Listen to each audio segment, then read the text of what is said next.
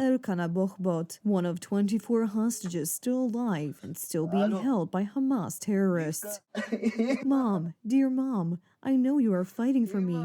I know you well. Take care of my wife and son. Take care of them. I love you.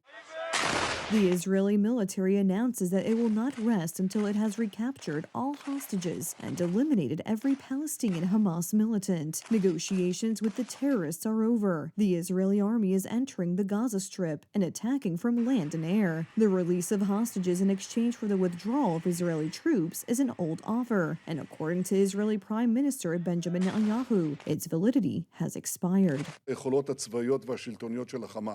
we don't complete the work of destroying Hamas, if we don't knock out these terrorists, if we don't blow up their weapon depots and hideouts, then it is only a matter of time when the next October 7th will happen again. On October 7th, 2023, Hamas terrorists entered Israeli soil, kidnapping innocent and defenseless people, raping and killing women, men, and children. Today, Israel is responding with force. Things are very dangerous in the Middle East, and not just over the Easter holiday. It is the prospect of the coming weeks and even months. The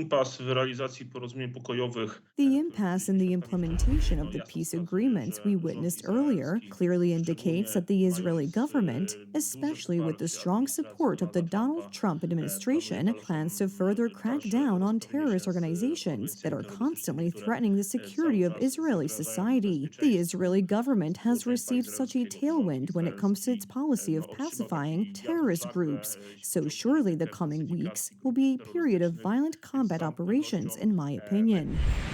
Donald Trump proposed a ceasefire in the Middle East. It started promisingly as militants released 38 hostages and Israel released Palestinian prisoners. But Hamas terrorists have not kept their end of the deal. I couldn't believe what they had to go through, by the way. But when I met them, they said, yeah, there's 59, but 24 are living. And they actually consider, I guess if you're a parent, you do consider it this way, that the remainder who are dead, the 24 that are alive, the remainder that are dead.